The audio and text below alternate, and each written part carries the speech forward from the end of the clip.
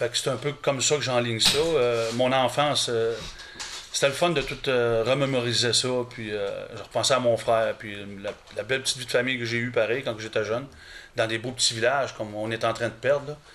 Là. Je pense que tout jeune aurait intérêt à vivre ça un jour. Aujourd'hui, tu vois plus ça. On en parle dans le livre. Qu'est-ce qu'on vivait dans les petits villages? On n'avait rien, on n'avait pas d'arcade, on n'avait rien de ça. On s'arrangeait avec les moyens du bord. Puis vraiment, on socialisait là, entre jeunes. Puis je me rappelle, ma mère jouait de se battre avec moi pour que je rentre dîner ou souper. C'est plus le cas aujourd'hui. Hein? Tu jouais de se battre avec des enfants pour les sortir dehors.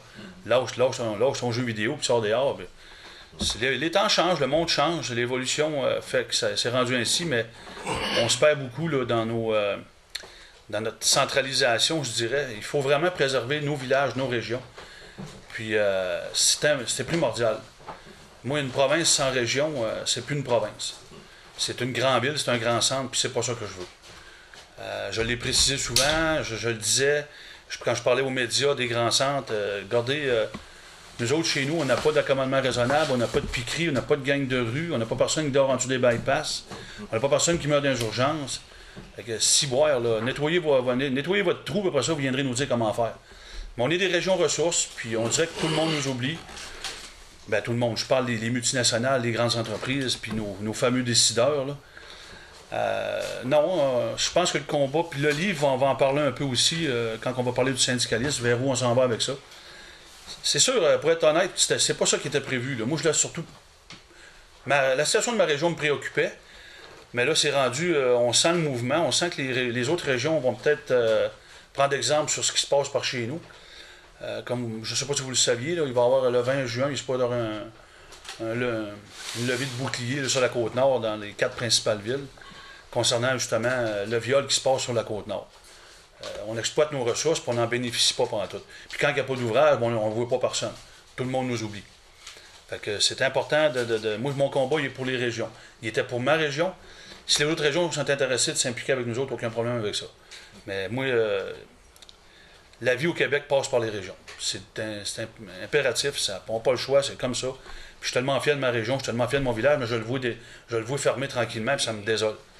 Puis je pense qu'il y a beaucoup de monde qui vont se repositionner là-dedans, ils vont se voir. Pour ce qui est du reste du livre, écoutez, je répète encore une fois, c'est toute qu'une expérience. Je peux pas avoir 2 vies dans une vie. Là. On en avait rien qu'un à écrire. Puis soyez-en sûrs j'ai été bien honnête avec ça. De toute façon, quand même, j'aurais voulu faire à quoi à quelqu'un au Québec que j'avais pas déjà été tout croche ou un petit peu bandit. Je pense pas que ça aurait passé. Là. Fait mais par contre, comme je dis, puis je le répète, faire une erreur, c'est pas grave, c'est de la répéter qui est grave. Puis tu es supposé d'apprendre de tes erreurs. Ceux qui font pas d'erreurs n'apprendront jamais rien. Tu as bien beau à l'université, les années que tu voudras, l'école de la vie, c'est la vraie école. La scolarité, ça c'est bien, mais vivre des misères, vivre des bonheurs, c'est une autre affaire. Fait que moi, en ce qui me concerne, j'ai hâte de lire ça, j'ai hâte de voir le résultat. Puis ça va être très, très, très intéressant, ça, c'est sûr et certain. M. Gauthier, vous vous trouvez un petit peu jeune pour écrire? Oui. C'est le premier commentaire, je pense, que j'ai eu quand... Ben, c'est parce que, oui, un peu jeune, puis d'un autre côté, moi-même, j'ai réalisé en passant la semaine avec Victor Lévy que tabarouette, je n'avais fait pas mal. J'ai roulé ma bosse. J'ai roulé ma bosse. C'est sûr que je suis jeune, mais quand vous allez le lire, vous allez comprendre un paquet d'affaires. Vous avez quel âge, M. Gauthier? Je vais avoir 49 ans au mois d'août. 49 ans. Parce que dans 10 ans, étant donné que vous avez une carrière fulgurante, on pourra peut-être être obligé de rajouter un chapitre. On fait un tome 2. D'appeler ça l'œuvre inachevée. C'est bon. On verra. Il faut juste que je me rende jusque-là. Là, on va appeler ça l'œuvre achevée. Exactement ça. Hein, j'ai l'habitude de casser la baraque, mais là... Compétition. Oh, ça c'est le globe. Des ancêtres qui viennent de tomber à terre. Habituellement, on publie sa biographie lorsqu'on est avancé en âge, lorsqu'on pense à se retirer. Est-ce que c'est un petit peu un signe avant-coureur que pour vous, le monde syndical s'achève? Non. Non. Je peux pas. C'est sûr que ta question est embêtante un peu parce qu'on m'a posé la question à la radio de Rivière-du-Loup avant hier, à savoir si j'allais m'infiltrer dans le politique ou. Non, tout est à regarder, là, mais c'est sûr que le milieu, moi, tant et si longtemps que notre travail ne sera pas achevé chez nous, je ne lâcherai pas. Ça, c'est sûr et certain. Il faut qu'on y arrive. Moi, ce que je veux atteindre comme but, c'est de doter notre jeunesse, notre relève, mes enfants, nos enfants, les enfants de nos enfants. Il faut les doter d'écrits. Des écrits qui vont les protéger dans l'embauche chez nous.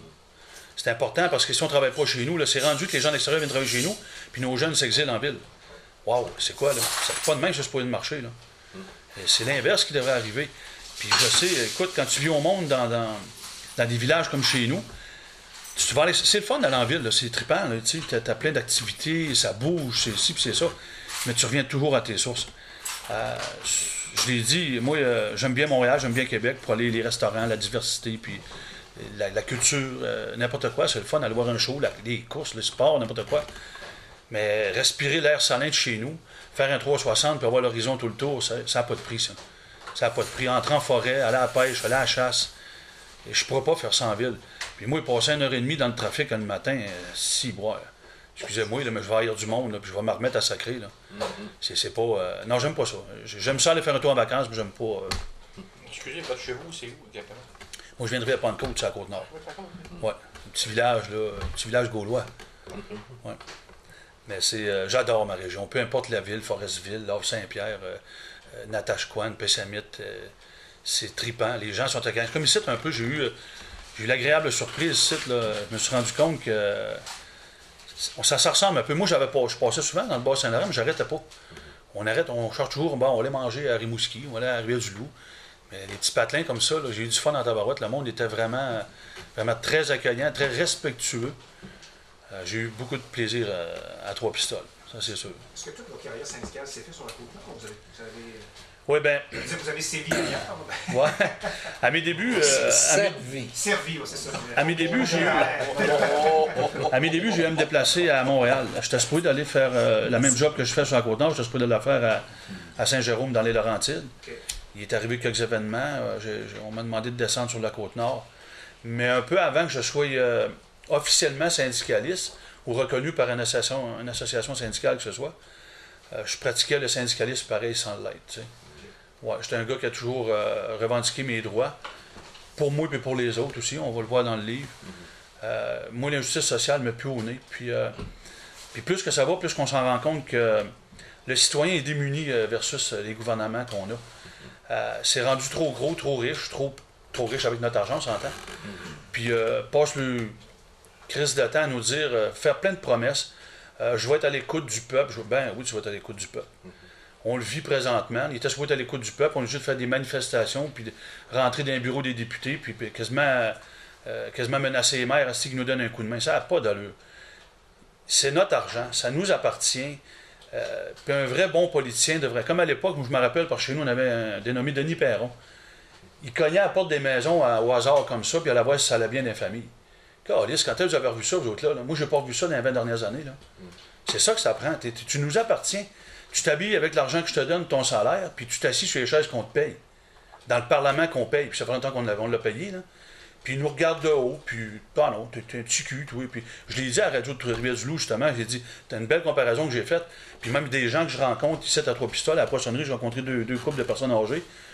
Puis je lui disais, là, regardez, moi, vous faites une mise en contexte. On va prendre un universitaire qui a 5-6 ans d'université, maîtrise en médecine, habillé comme moi, là, le t-shirt, la chaîne, les lunettes fumées, manche à gomme, mal au ralenti. Prend un détenu là, qui a tué, qui a agressé, là, puis habillé avec une cravate, la Birmanie, m'a aussi une belle coupe de cheveux, un bon petit teint, là. Puis je vais demander, je les ai demandé, je vous demanderai à vous, c'est à qui vous feriez confiance là-dedans? La réponse, c'était l'habit. Chris, il faut arrêter ça, là. C'est pas parce que t'as pas de cravate que t'es pas capable de réfléchir, là. Moi, je suis pas un gars qui est cultivé, qui était aux hautes études, là. Contrairement, c'est bien le contraire. Mais c'est parce que la logique s'installe à un moment donné, là. Puis on l'explique là-dedans. La logique s'installe, puis quand tu pars du fait que c'est nous autres qui payent tout ça, puis qu'on n'a pas vraiment pas ce qui va avec, là, je demande pas à ce qu'il se plie en quatre, mais soyez au moins à notre écoute, esti, je le précise. C'est combien d'années concrètement, je m'excuse, d'application syndicale professionnellement? C'est 20 ans, un petit peu plus que 20? Là? Professionnellement, tu parles reconnu, là? Oh, oui, ah non, c'est 12 ans, tu vas faire 12 ans. 12 ans, OK. Ouais. Comme délégué, vraiment impliqué là, au niveau... Représentant, c'est... Mais je vous écoute parler ce matin, j'ai quasiment l'impression que c'est votre testament que vous faites. Là, C'est Non. parce que... Vous êtes jeune pour faire ça un peu, là? Non, c'est parce que, Victor, c'est parce que la cause est noble, la cause est importante, OK. puis elle me tient vraiment à cœur. T'as cette impression-là parce qu'elle me sort des tripes du cœur et de la tête. OK. C'est pour ça que t'as cette impression-là. Puis je lâcherai pas. Je t'en parle, j'ai des frissons. C'est pas la fin, là. Non, c'est pas la fin, puis c'est loin d'être la fin parce que l'appareil gouvernemental, là, je l'ai toujours dit, David comme Goliath, c'est sûr qu'on va prendre un petit peu plus de temps, mais ce coup-ci, Chris, on va bien le faire. On avait la réputation d'aller chercher nos gains en se battant. On ne savait pas comment s'y prendre, si tout chacun faisait sa petite affaire. Là, il fallait faire comprendre à la région que on va passer les 100 prochaines années à se battre encore. Il faut arrêter ça. Il faut se doter d'écrits qui vont nous protéger les régions. En tout cas, on commence par la nôtre, là. Puis le reste, si vous voulez embarquer, ben vous embarquerez. Est-ce qu'à l'intérieur du bouquin, on va parler de la commission Charbonneau? Est-ce qu'il y a Oui. un passage Oui, on va important, parler. peu Oui. important, assez Oui. important? Oui, il va y avoir un bon Ça va être passage bon. dessus. Ça va être bon? Ouais. Puis moi j'aimerais dire quelque chose aussi par rapport à ce que Bernard vient de dire. Encore là, vous voyez, ça dépend où on est situé dans la société pour qu'on ait telle ou telle réponse. La plus belle que je vais vous donner, le plus bel exemple, c'est Jean Chrétien quand il est passé à la commission Gomery. Jean Chrétien a déclaré textuellement, quand on lui a posé la question, mais vous faisiez des affaires un peu croches, c'était pas très démocratique, là, de pacter des affaires pour le référendum de 1995. Sa réponse textuellement a été la suivante: on était en guerre et quand on est en guerre, tous les moyens sont permis pour la gagner. Et là, tout à coup, quand c'est quelqu'un d'autre qui le fait, qui est un échelon Beaucoup plus beau. plus bas, là, tout à coup, ça marche plus. Mais eux autres, en haut, ils ont le droit de tout. Les lois sont faites pour eux autres. Et d'ailleurs, si j'ai bien compris ce que Bernard m'a dit, à Québec, on en prépare une autre. Là. Ils ont fait une belle table, puis tout ça. Mais vous voyez, ils ont fait une table de concertation sur les problèmes des ouvriers, des syndicalistes. Et puis là-dessus, il n'y a pas un syndicaliste. Bon. Bon, c'est comme ça qu'il y a juste. Fait que là, ils vont arriver à un moment donné avec un rapport où les syndicalistes eux-mêmes, c'est-à-dire les ouvriers eux-mêmes, n'auront pas pris parti, n'auront pas eu voix de parole, ils vont faire ce qu'ils veulent. Puis on sait déjà qu'est-ce qu'ils vont faire. Ils vont essayer de limiter toutes les affaires. Bon, ce qui est intéressant depuis qu'on a parlé de faire ce livre-là, autant Bernard que moi, on a reçu des courriels, des téléphones de gens de d'autres régions qui ont dit « Hey, on a hâte de voir le livre parce qu'on a besoin d'avoir un exemple de ce qui a été fait ailleurs, parce que nous, on a les mêmes problèmes à d'autres niveaux. Bon, il y en a certains, par exemple, c'est des problèmes au niveau culturel.